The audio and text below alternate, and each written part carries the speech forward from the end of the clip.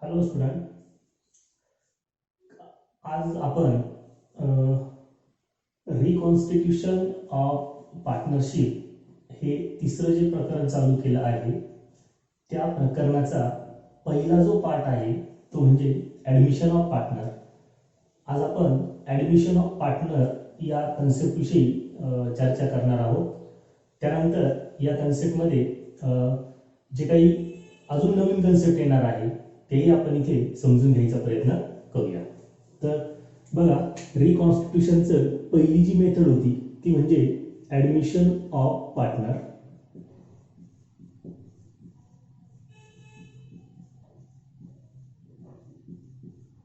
Admission of partner. नवीन पार्टनरला बिझनेसमध्ये आपल्याला ॲडमिट करून घ्यायचं आहे. या आधीच्या लेक्चरमध्ये आपण एक उदाहरण घेतलं होतं.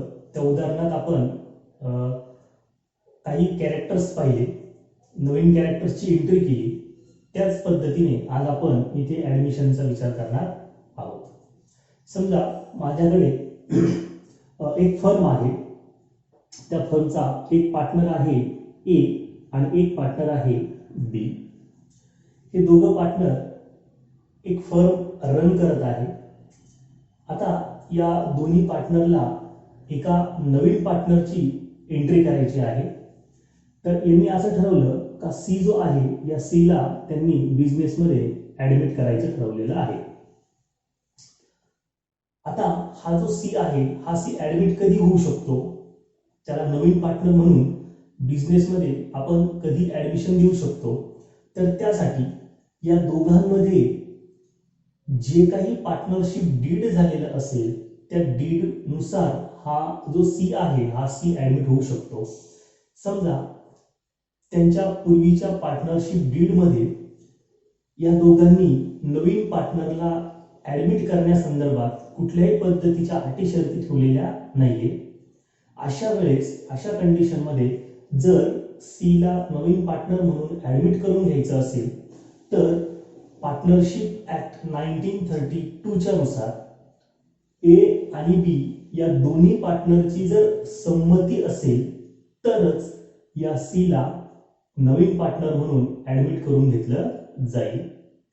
जर पार्टनरशिप डीडमध्ये ॲडमिशनच्या स्वरूपात जर काही अटी शर्ती दिलेल्या असतील आणि त्या अटी शर्तीमध्ये जर असं म्हटलेलं असेल या दोघांमध्ये कोणताही एक पार्टनर नवीन पार्टनरला बिझनेसमध्ये ॲज अ नवीन पार्टनर म्हणून ॲडमिट करू शकतो, तर त्या केसमध्ये समजा हा जो सी आहे हा सी एचा फ्रेंड आहे आणि या एने त्या सीला ॲडमिट करायचं ठरवलं तर पार्टनरशिपच्या त्या नियमानुसार त्या डीडनुसार ए सीला ॲडमिट करू शकतो. त्यावेळेस त्याला बी या पार्टनरच्या निर्णयाची गरज पडणार नाही. ठीक आहे. तर जर हा सी या बिझनेसमध्ये पार्टनर म्हणून ॲड झाला तर काय होणार आहे, रिकॉन्स्टिट्यूशन होणार आहे. या दोघांचं पूर्वीचं पार्टनरशिप डीड कॅन्सल होणार आहे आणि आता या तिघांमध्ये हे पार्टनरशिप डीड तयार होईल आणि त्या नवीन तयार झालेल्या पार्टनरशिप डीडनुसार या तिघांना तो बिझनेस पुढे कॅरी फॉरवर्ड करावा लागेल. आता रिकॉन्स्टिट्यूशन होणार म्हणजे नक्की काय होणार आहे, तर बघा, रिकॉन्स्टिट्यूशन होणार आहे याचा अर्थ जो नवीन पार्टनर आहे हा नवीन पार्टनर त्या बिझनेसमध्ये येताना काहीतरी घेऊन येणार आहे. तर तो काय घेऊन येणार आहे, तर तो बिझनेसमध्ये कॅपिटल घेऊन येणार आहे. बिझनेसमध्ये कॅपिटल घेऊन येणार आहे. हे कॅपिटल तो बाय कॅश आणू शकतो किंवा बाय ॲसेट सुद्धा आणू शकतो. म्हणजे या दोघांनी ठरवलंय सीला नवीन पार्टनर म्हणून ॲडमिट करून घ्यायचं आहे. तर तो ॲडमिट करताना त्याला सांगितलं तुला आम्ही आमच्या बिझनेसमध्ये ॲज अ न्यू पार्टनर म्हणून ॲडमिट करून घेत आहोत, तर तू येताना काय आणायचं आहे, कॅपिटल आणायचं आहे. मग हे कॅपिटल आणताना ते कॅशने आणू शकतो किंवा ॲसेटने आणू शकतो. त्यासोबतच हा सी बिझनेसमध्ये येताना तो त्याचे स्वतःचे स्किल्स सुद्धा घेऊन येत आहे, कारण तो या बिझनेसचा आता ओनर होणार आहे, पार्टनर होणार आहे आणि त्याच्याकडे असलेले जे काही स्किल्स असतील ते स्किल सुद्धा तो या बिझनेसमध्ये वापरणार आहे. मग त्याच्याकडे असलेले स्किल, त्याचं कम्युनिकेशनचं स्किल, त्याचं बिझनेस रन करण्याचं स्किल, त्याचं लोकांमध्ये असलेलं रिलेशन, या सगळ्या गोष्टी तो ॲज अ पार्टनर म्हणून या फर्मला जॉईन करणार आहे. तर अशा पद्धतीने हा सी बिझनेसमध्ये येताना या गोष्टी घेऊन येणार आहे. त्यासोबतच तो लायबिलिटी सुद्धा आणू शकतो. समजा त्याच्याकडे पूर्वीच्या फर्मची, याची सीची पूर्वीच्या फर्मची जर काही लायबिलिटी असेल तर ती लायबिलिटी सुद्धा तो येताना इकडे घेऊन येऊ शकतो. ठीक आहे. तर या स्वरूपामध्ये कॅश, ॲसेट्स, लायबिलिटी असेल किंवा त्याचे पर्सनल स्किल्स असतील, या स्वरूपात तो बिझनेसमध्ये येतो आणि बिझनेसमध्ये आल्यामुळे काय होत आहे, रिकॉन्स्टिट्यूशन होत आहे. म्हणजे इकडे आता इथे जी कॅश असेल यांची पूर्वीची, ती कॅश याची कॅश आल्यामुळे काय होणार आहे, वाढणार आहे.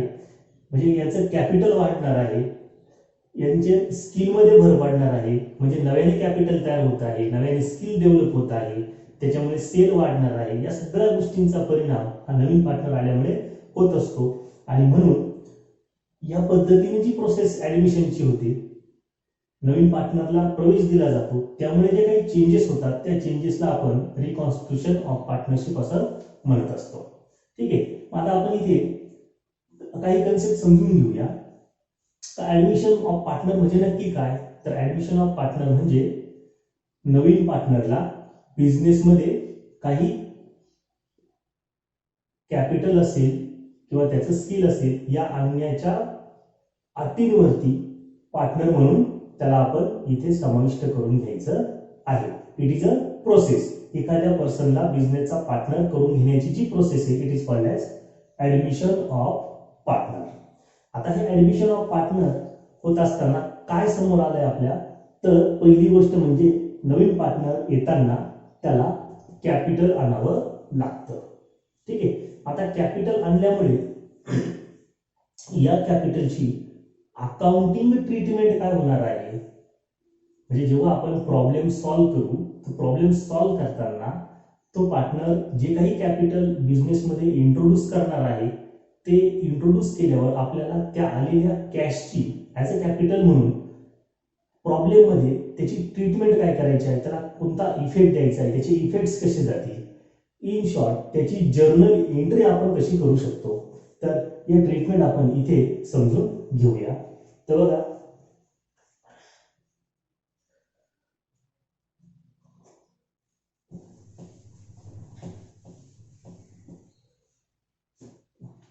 समजा हा नवीन partner, new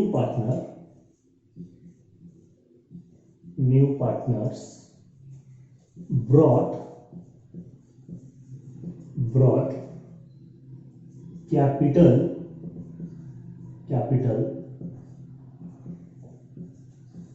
in the form of cash. नवीन पार्टनरने बिझनेसमध्ये येताना कॅपिटल म्हणून काय आणलेलं आहे, कॅश. तर आता ह्या पॉइंटची आपल्याला अकाउंटिंग ट्रीटमेंट करायची आहे. याचा इफेक्ट कसा जाईल, इफेक्ट काय आहे, तर याची जर्नल एंट्री कशी होऊ शकते. बरं, जर्नल एंट्री करताना आपण या ट्रान्झॅक्शनला पहिला प्रश्न विचारू, नवीन पार्टनर आल्यामुळे बिझनेसमध्ये काय येत आहे, काय उत्तर मिळते आपल्याला, तर कॅश येत आहे हे उत्तर मिळतंय. म्हणजे येत आहे त्याला आपण डेबिट देऊया. So cash account debit, to. आता ही कॅश कशी येत आहे, काय येत आहे, तर ती कॅपिटल म्हणून येत आहे. हे कोणाचं कॅपिटल असेल, समजा पूर्वीचे 2 पार्टनर आहे आणि हा तिसरा पार्टनर आहे, तर हे कॅपिटल कोणाचं असेल, तर जुन्या पार्टनरचं असेल का, ओल्ड पार्टनरचं असेल का, तर मुळीच नाही. हे कॅपिटल कोणाचं असेल, येणाऱ्या नवीन पार्टनरचं असणार आहे. म्हणून to new partners capital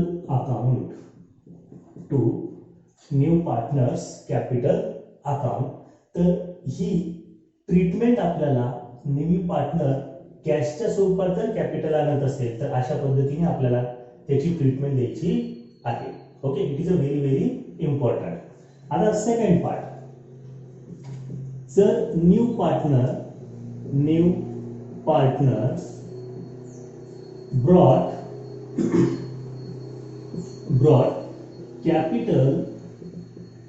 capital in the form of assets आता जर ऍसेटच्या स्वरूपात न्यू पार्टनरने कॅपिटल आणलं तर त्याची ट्रीटमेंट कशी द्यायची बघा काय आलं काय येत आहे कॅश येत आहे काय ऍसेट येत आहे ऍसेट येत आहे म्हणून जे येणार त्याला आपण डेबिट देतो assets account debit to new partners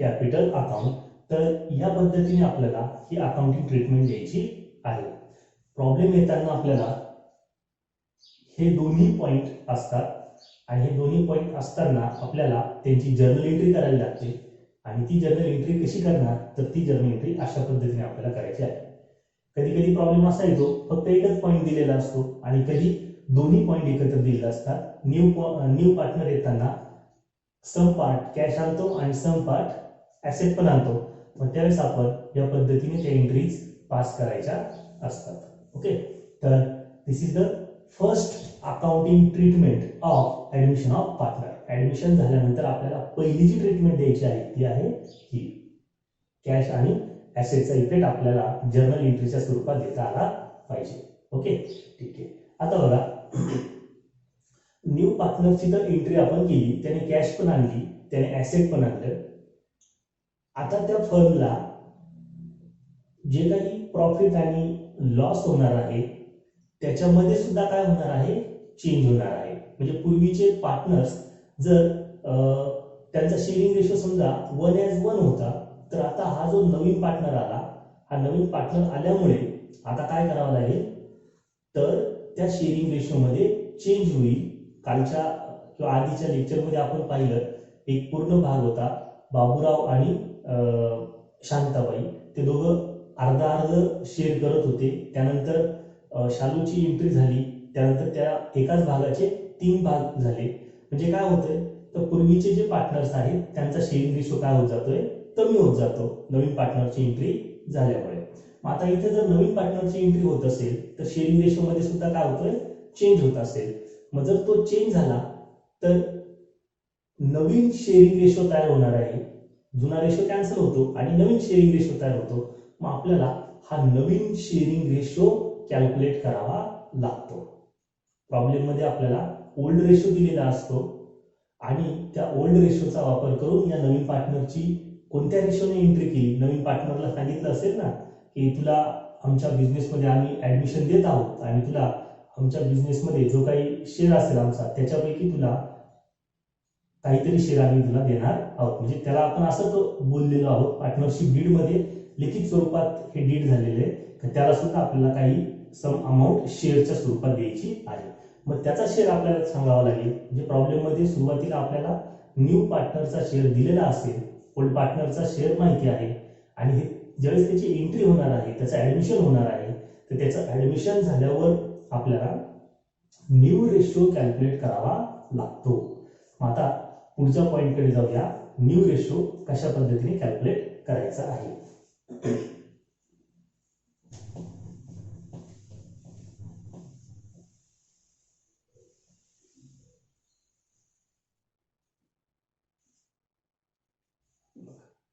next point आहे new profit sharing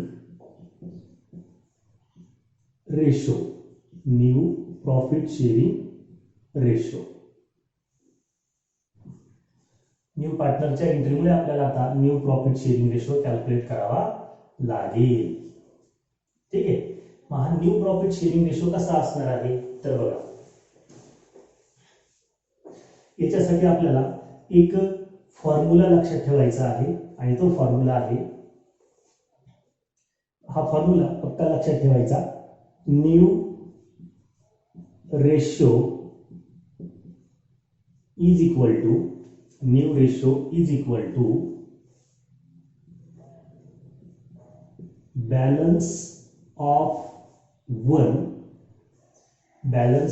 1 minus into old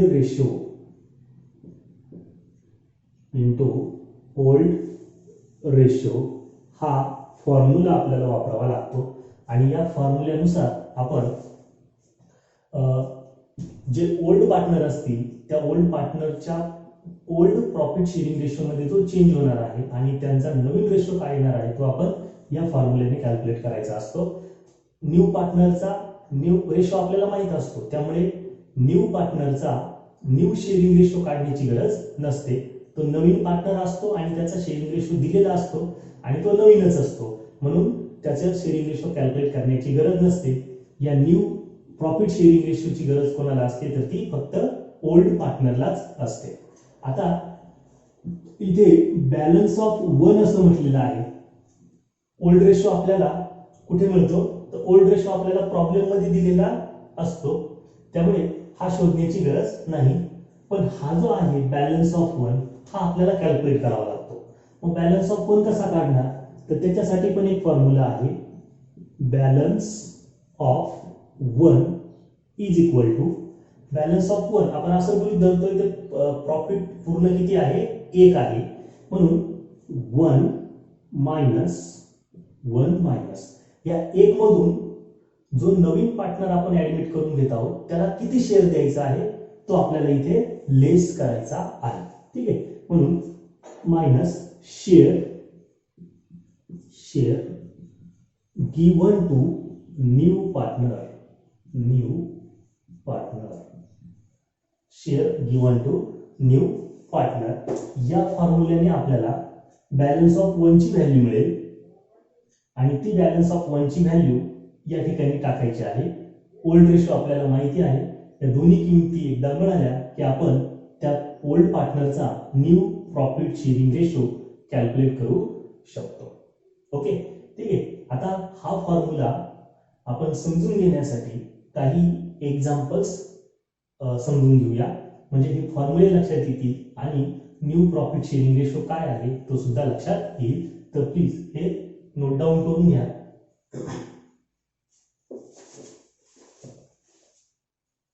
okay, तर आपण आता इथे एक्झाम्पल पाहूया.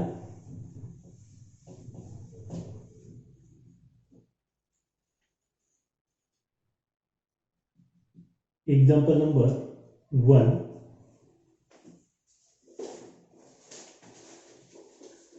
एक्झाम्पल आहे A, B and C share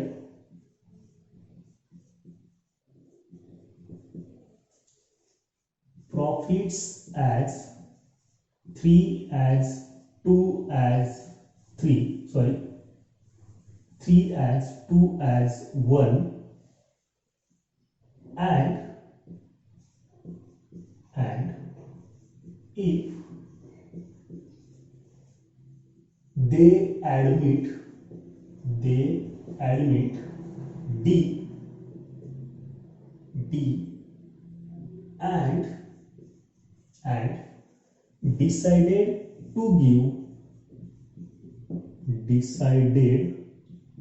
to give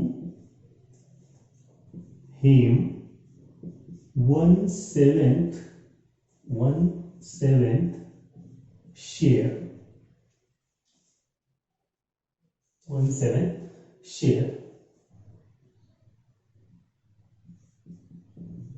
Find new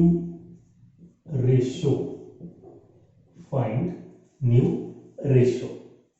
तर अशा पद्धतीने आपण एक एक्झाम्पल इथे घेत आहोत. A, B and C हे 3 पार्टनर्स आहेत ज्यांना आपण ओल्ड पार्टनर्स असं म्हणूया. हे ओल्ड पार्टनर्स त्यांचं प्रॉफिट अँड लॉस अकाउंट तिघच असताना 3:1 या रेशोमध्ये शेअर करत आहेत. आता त्यांनी डी या नवीन पार्टनरला बिझनेसमध्ये ऍडमिशन दिलेलं आहे. हा न्यू पार्टनर बिझनेसमध्ये ऍडमिशन घेतो त्यावेळेस त्या न्यू पार्टनरला त्यांनी सांगितलं की तुला आपण जे काही कमवणार आहोत त्याच्या 1/7 शेअर प्रॉफिटचा मिळणार आहे. म्हणजे डीचा प्रॉफिट शेअरिंग रेशो काय आहे, तर डीचा प्रॉफिट शेअरिंग रेशो आहे 1/7. ओके. बघा आता इथे काय काय दिले आहे, मग आपल्याला या प्रॉब्लेम मध्ये न्यू रेशो काढायचा आहे. 3:1 हा काय आहे, तर हा ओल्ड रेशो आहे आणि या दिलेल्या आकड्यांवरून आपल्याला हा न्यू रेशो कॅल्क्युलेट करायचा आहे. प्रॉब्लेम मध्ये सुद्धा आपल्याला न्यू रेशो कॅल्क्युलेट करावे लागणार आहे. मग आता हे कसं करणार, तर यासाठी आपण त्याचं सोल्युशन लिहूया. सोल्युशन बघा इथे ओल्ड पार्टनर कोण कोण आहेत, ओल्ड पार्टनर्स कोण कोण आहेत. ओल्ड मध्ये पार्टनर आहे ए, बी आणि सी. हे ओल्ड पार्टनर्स आहेत. हे ओल्ड पार्टनर्स किती मध्ये शेअरिंग करत होते, 3:1. 3:1 हा काय आहे, त्यांचा ओल्ड प्रॉफिट शेअरिंग रेशो आहे. म्हणजे ओल्ड रेशो आपल्याला माहिती आहे आणि तो माहिती असतोच. ओल्ड रेशो आहे 3:1. 3:1. ओके. 3:1 दिलेला आहे. आता जो न्यू पार्टनर आहे डी, ज्याला आपण न्यू पार्टनर म्हणूया. न्यू पार्टनर, न्यू पार्टनर कोण आहे, तर न्यू पार्टनर आहे डी. न्यू पार्टनर आहे डी. डीचा शेअरिंग रेशो किती आहे, 1/7.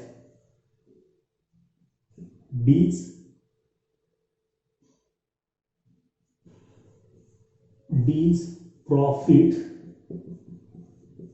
Sharing ratio is equal to किती आहे, 1/7. 1/7 हा काय डीचा, तर हा डीचा न्यू रेशोच असतो, डीला ओल्ड रेशो नाही. ओके. आता आपल्याला काय करायचंय, तर आपल्याला ए, बी आणि सी हे जे ओल्ड पार्टनर्स आहेत, या ओल्ड पार्टनर्सचा न्यू रेशो कॅल्क्युलेट करायचा आहे. काय होणार आहे की 3:1 मध्ये पूर्वी शेअर करत होते, आता डी ची एंट्री झाल्यामुळे या 3:1 मधूनच 1/7 शेअर काय होत आहे, ते डी ला देत आहे. म्हणजे कसं असणार बघा, 3:1 म्हणजे टोटल किती झाले, 6. म्हणजे असं समजा आता हा 6 पार्ट मी करतो इथे बघा.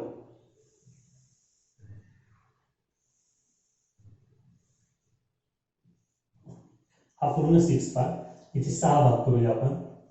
1 2 3 4 5 6.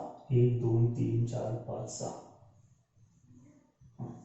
हे 6 पार्ट आहे. या 6 पार्ट मध्ये पार्टनर जो ए आहे तो किती भाग देतोय, तो 3 भाग देतो बघा. 1 2 3.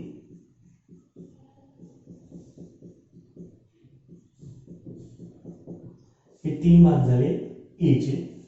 त्यानंतर बी पार्टनर किती भाग घ्यायचा, 2 भाग घ्यायचा. मी त्याला क्रॉस लाईन करतो.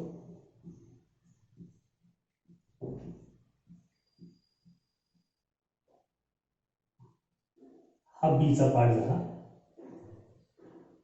आणि हा जो पार्ट आहे हा सी चा आहे. हा सी चा पार्ट.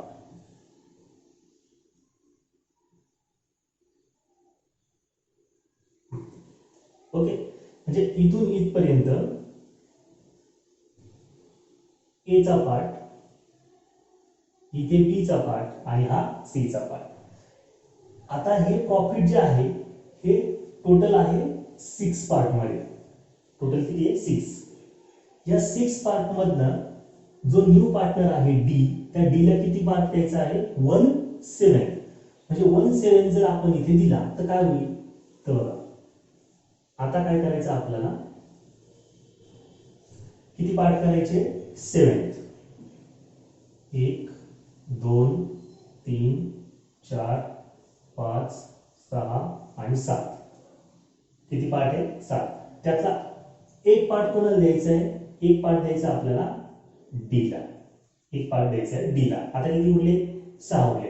मग हे 6 जे आहेत हे 6 आता ए बी आणि सी मध्ये कसे शेअर होतील, काय होईल, कसे शेअर होतील. पूर्वी 7 होते, ते 7 3 2 1 मध्ये शेअर करायचे, आता 7 आहे.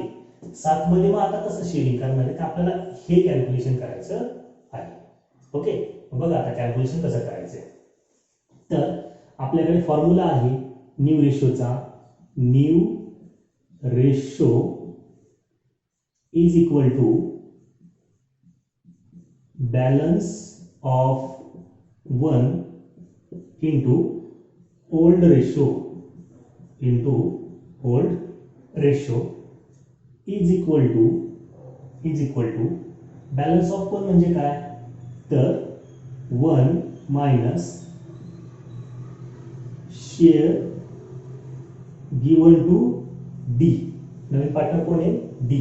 Share given to D into old ratio. आता हा फॉर्म्युला अशा पद्धतीने चेंज होईल. आता बघा, is equal to 1 minus share given to D किती आहे, 1/7 म्हणजे डीचा शेअर 1/7 इंटू ओल्ड रेशो. आता आपण काय करूया, हे कॅल्क्युलेशन एका पार्टनरसाठी करूया. इज न्यू रेशो याचा ओल्ड रेशो किती आहे, 3 आहे. किती पैकी आहे, 6 पैकी. मग हा लिहिताना 3/6 असा लिहिणार. कशा पद्धतीने लिहायचं आपल्याला, 3/6. आता 3/6 कसं लिहिलं ते पण सांगतो. हा जो रेशो आहे हा रेशो 3:2:1 असा आहे, 3:2:1 असा आहे. म्हणजेच हा रेशो कसा आहे, तर 3:1 डिवायडेड बाय 6. 3 2 5 आणि 1 6 म्हणजे 6 भागांपैकी 3 भाग ए ला, 6 भागांपैकी 2 भाग बी ला आणि 6 भागांपैकी 1 भाग सी चा आहे. ठीक आहे, मग मी हा पार्ट न लिहिता मी हा पार्ट इथे लिहितोय 3/6, कारण इकडे 1/7 आहे म्हणून आपल्याला हा अशा पद्धतीने लिहावा लागेल. ओके, आता सोडूया याला. इज इक्वल टू बघा 1 मायनस 1/7. आता वजाबाकी कशी करणार, तर 7 आणि 1 यांचा करायचा आहे गुणाकार. 7 1 7 वजा इथे किती आहे, खाली 1 आहेच, मग 1 आणि 1 1 1 1 भागिले हा 7 आणि इथला 1 यांचा करायचा आहे गुणाकार. 7 1 7 या पद्धतीने हे आपल्याला मिळेल. ठीक आहे, कसं सोडवलं बघा. 1 मायनस 1/7 हेच लिहिताना मी आता असं लिहितो 1/1 मायनस 1/7. इथे 1 आहेच ऑलरेडी. ठीक आहे, मग हे करताना या दोघांचा गुणाकार वजा या दोघांचा गुणाकार आणि भागिले या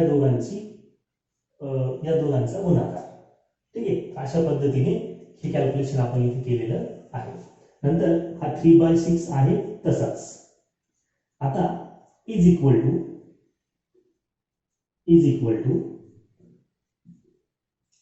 7तून 1 गेला 6 भागिले 7 गुणिले 3/6 6/7 आणि 3/6. ओके, बघा आता परत येऊया इकडे. इज इक्वल टू, आता हे सोडूया. इथे काय करणार, तर इथे जर आपण पाहिलं तर हा 6 आणि हा 6 कॅन्सल होतो बघा. क्रॉस मध्ये हे दोघं कॅन्सल होतात. मग उरलं काय, तर 3/7 उरतंय काय, 3/7 सॉरी 3/7 उरतंय. ठीक आहे, मग आपल्याला इथे ए चा न्यू रेशो मिळालेला आहे 3/7. आता बी साठीचा न्यू रेशो कॅल्क्युलेट करूया. B's new ratio is equal to बीचा न्यू रेशो काय बॅलन्स ऑफ 1. बॅलन्स ऑफ 1 किती आला आहे 6/7. 6/7 डायरेक्ट किती घेतला आता हे पूर्ण करण्याची गरज नाही. 6/7 इंटू बीचा ओल्ड रेशो. बीचा ओल्ड रेशो किती आहे 2. 2/6.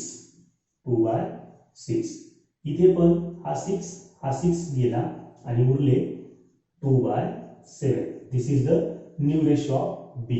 याच पद्धतीने सी चा new ratio. C's new ratio is equal to balance of 1. किती बॅलन्स ऑफ 1 6/7 इंटू सी चा ओल्ड रेशो. सी चा ओल्ड रेशो किती आहे 1. 1/6. 1/6. 6 गेट कॅन्सल उरले 1/7. This is the new ratio of C. तर आपल्याला आता न्यू रेशो मिळालेला आहे. मग बघा मी इथे लिहितो new ratio is equal to A as a B as a C is equal to A चा न्यू रेशो आहे 3/7 ॲज बी चा न्यू रेशो आहे 2/7 ॲज आणि सी चा न्यू रेशो आहे 1/7. दॅट इज इक्वल टू 7 काढून टाकूया आपण 3 ॲज 2 ॲज 1. 3 ॲज 2 ॲज 1 आणि डी चा रेशो किती आहे 7 आहे. 1/7 आहे. 1/7 बरोबर. मग इथे परत मी असं लिहितो इज ॲज अ बी आणि इथे परत लिहितो 1/7 ॲज अ 1. बघा 3 2 5 6 आणि 7 किती झाले 7. मग इथे जो दिलेला असतो ना आपल्याला हा वाला 1/7 या सगळ्या न्यू रेशोची बेरीज याच्या छेदा एवढी यायला पाहिजे. येते 3 आणि 2 5 आणि 1 6 आणि 1 7. ठीक आहे. तर अशा पद्धतीने आपल्याला न्यू रेशो कॅल्क्युलेट करता येतो. ओके ठीक आहे. तर आज आपण या ठिकाणी न्यू रेशो कॅल्क्युलेट करायला शिकलेलो आहोत. अजून काही आपण एक्झाम्पल्स घेऊया आणि त्यानुसार आपण हा न्यू रेशो परत कॅल्क्युलेट करायला शिकूया.